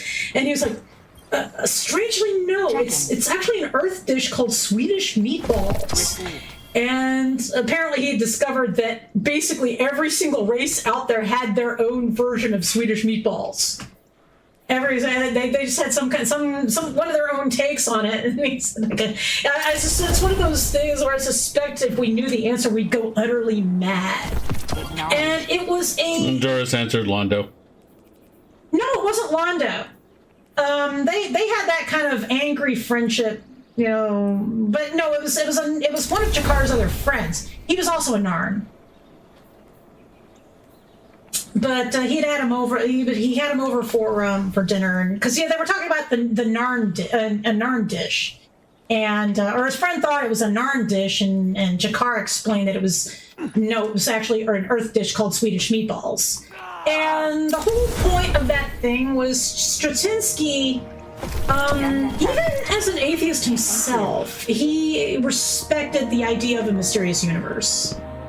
I guess you could call him kind of a Carl Sagan atheist, where there was still a lot of, there was always going to be some kind of spirituality, some kind of, there's the whole, well, I guess the whole spiritual whole that's recognized in the human psyche. And he was using sci-fi as kind of a commentary on humanity, and it was a very, very, very good one. There's a reason why it's still a beloved series. And the whole thing about the Swedish meatballs is he put it in there, because I think you were the one who told me about this one, that he put it in there specifically to describe the mysterious universe. It's like it was a question that wasn't supposed to be answered. There was not supposed to be a why there's a version of Swedish meatballs in every single culture that they know, and one of the writers decided he was going to fill that hole and explain, it was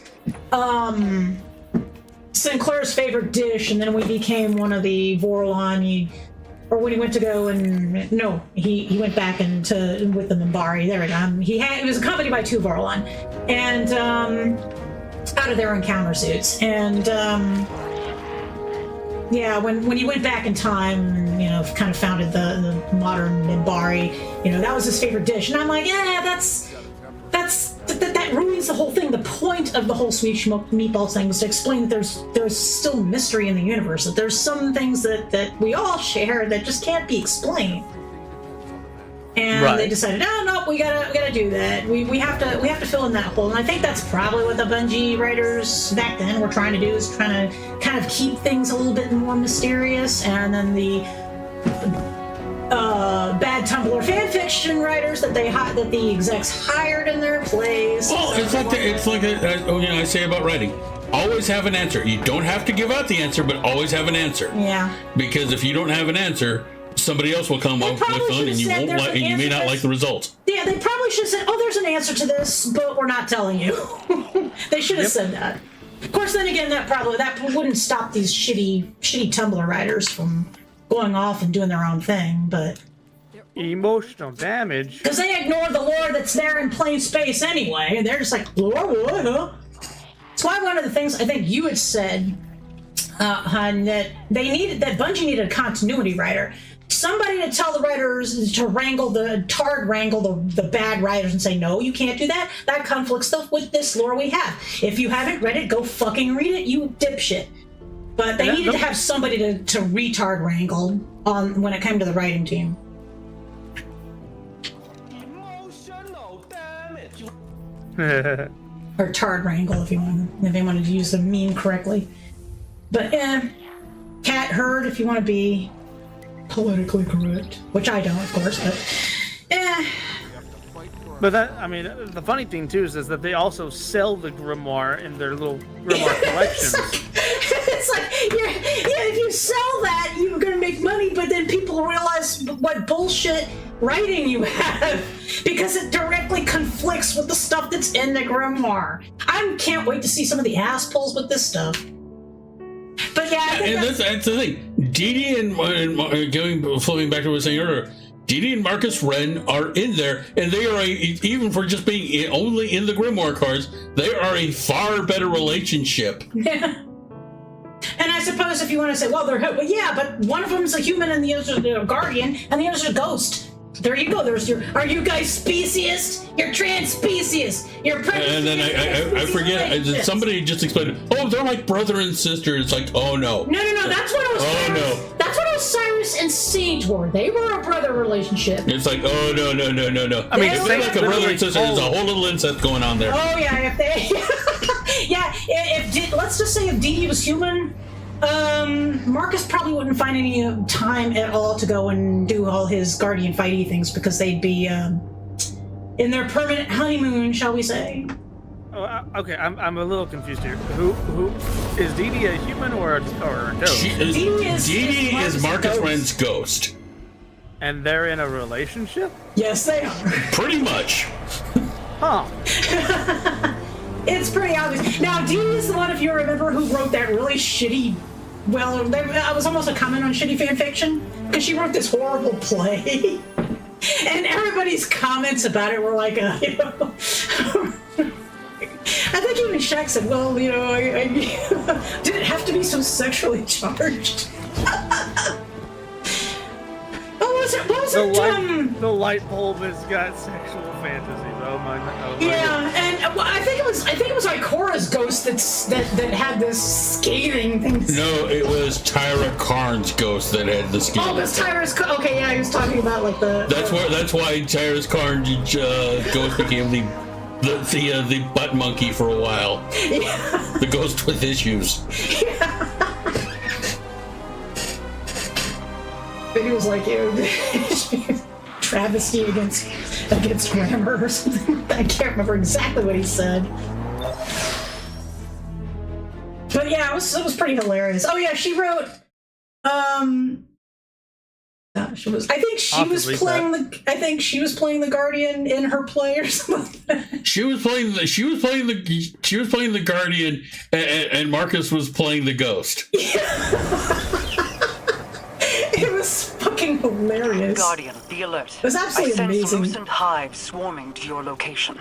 Too many to just be from Luzaku's brood. Didn't we do this quest already? Coming to help?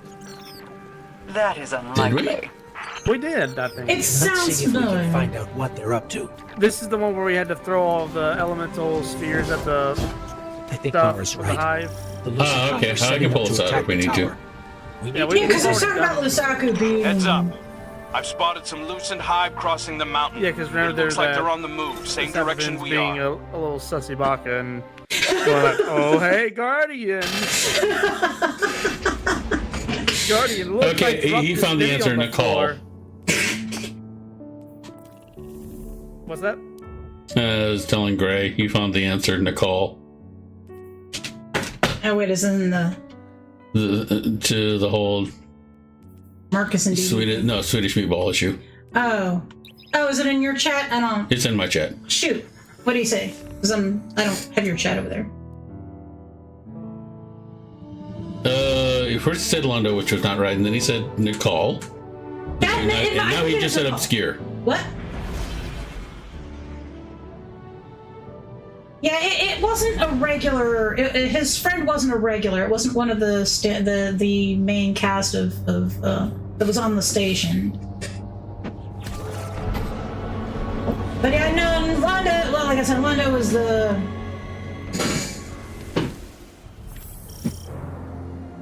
He was like his sort of him and Jakar were like kind of frenemies because that whole war thing between.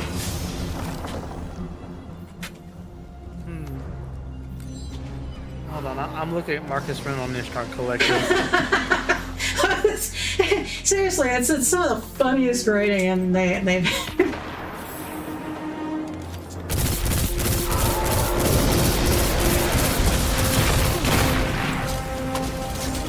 But yeah, I guess it wasn't really too. The main thing I just want to make sure with the Swedish meatballs is just he's. The idea was to explain that there are mysteries in the universe which we'll probably never have the answer to. Oopsie. That was a little spicy then.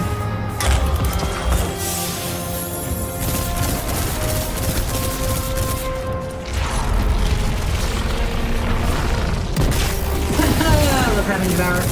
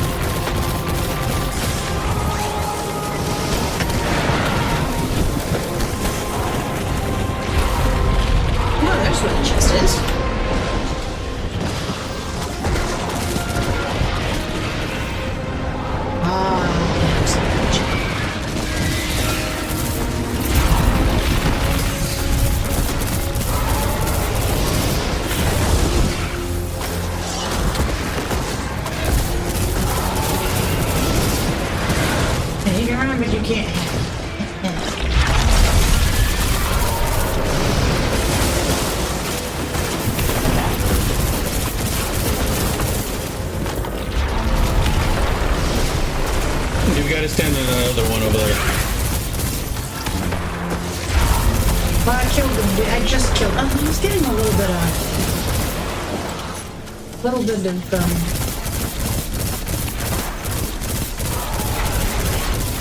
lag there. I found the play. Isn't it amazing?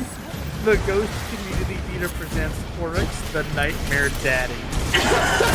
What phrase? Dee Dee for you. Yeah.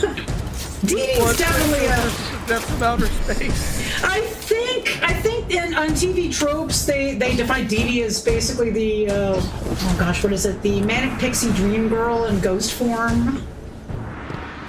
Because she's definitely a interesting character, I should say. Eccentric. Yeah, that's what it is. Well, the thing that I don't like is that they pretty much wrote her out. Then they kind of sort of retconned Marcus as a speed junkie, and he's always loved racing on his doing sparrow racing, but they made that his only thing, and then they finally wrote him out. I think isn't he attached to the Cerberus 1 exotic somehow? I think so. Because he's got on the Ishtar Collective, it's got him showing up under Cerberus 1's lore tab, but I don't know how that fits. I think that was the last time he was written into anything. Now the thing By the way, there's a region chest where I'm standing. Oh, you're over there.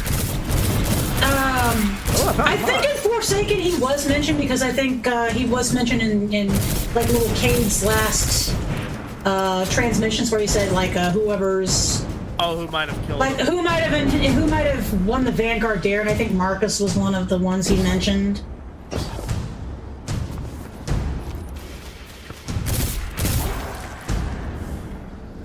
Marcus, do you think that love can bloom on the battlefield?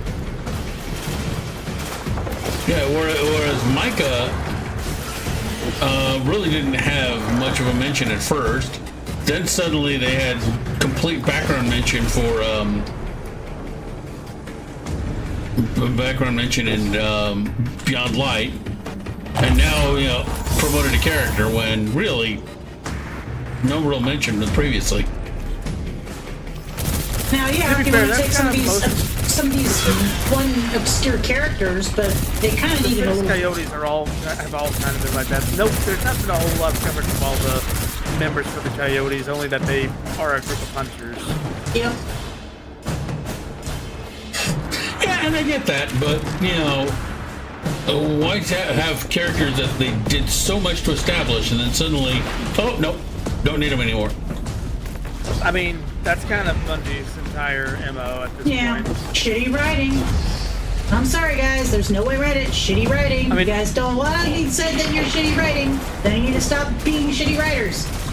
Like get good stuff. It's like we were talking about. There's all those hints at Lysander maybe possibly being relevant again from the Into the Light stuff. But they've been doing that. Well, they won't say shit for the longest time. But exactly, but that's the thing. It's like for the longest time, Lysander hasn't been mentioned. Then all of a sudden they mention him again. It's like, okay, are we doing a Nezarec, or they're going to bring him up every now and then until they decide to pull the trigger and actually do something with the character? Or is this going to be another Marcus Rand where eventually they just stop mentioning Lysander altogether? The enemy is undeterred. They're regrouping for another strike. There's a feather up here, by the way. Oh yeah, I think I got that one. In the tree. Oh yeah, I hadn't seen it.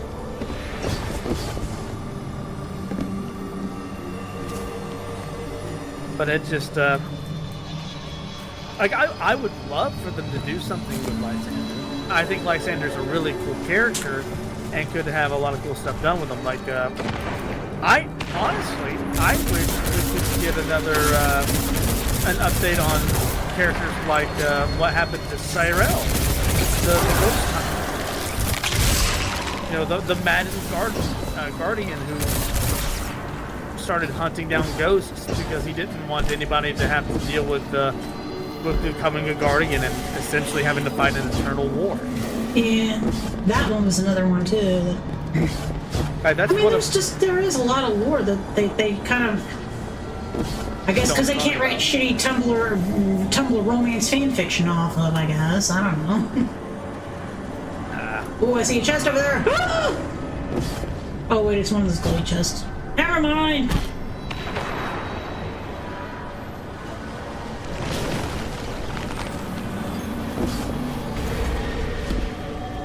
what's that?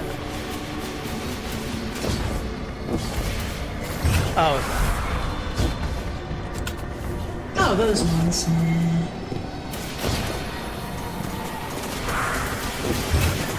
that reminds me. I need to talk to Simi at some point. But she was. I remember her talking about how the Zaku mission. She was like, "Oh yeah, one of my buddies likes the Hive Guardians." Well, I've already seen some stuff about Luzaku on the internet. Didn't take them nearly as long as I thought, but it already exists. Rule 34 continues to prove itself to be true. And this surprises you out. I'm not surprised, but I am disappointed. I'm not surprised. I'm just surprised it happened this fast. I'm not.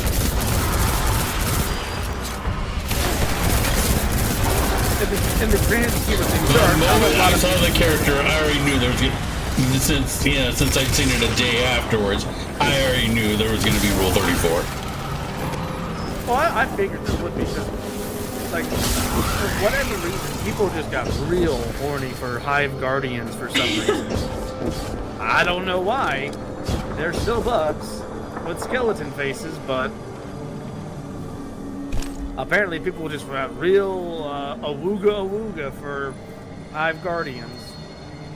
So I figured she'd get something. I just didn't expect as much as there was. There's not that many people who are that interested in seeing, characters that aren't Mara Sov, I thought, in lingerie. Come on. I mean, I still like that one with Crota I'm gonna go with a Crota plushie, but that's something else. Hey.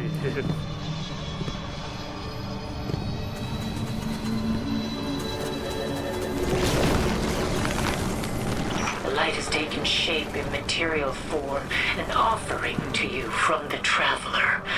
All you need to do is find it. That Ghosty got caught in the bubble again. Oh, time to get torn between dimensions.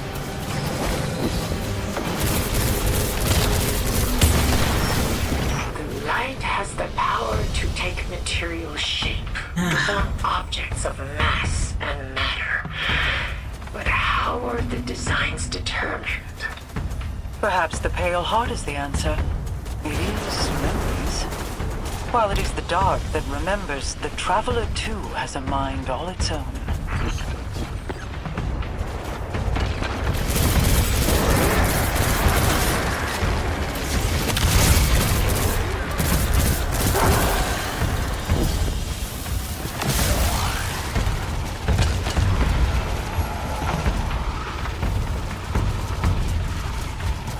Once again, I get.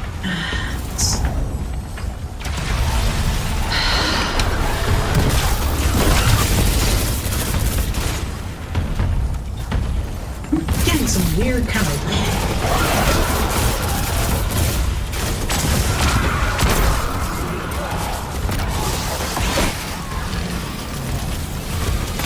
God damn it! Why won't it let me res you?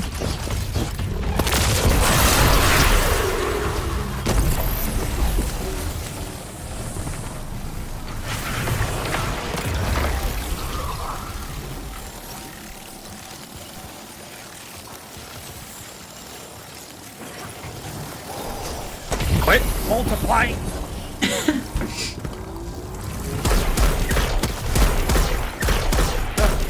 Finally. Oh, there's more of them.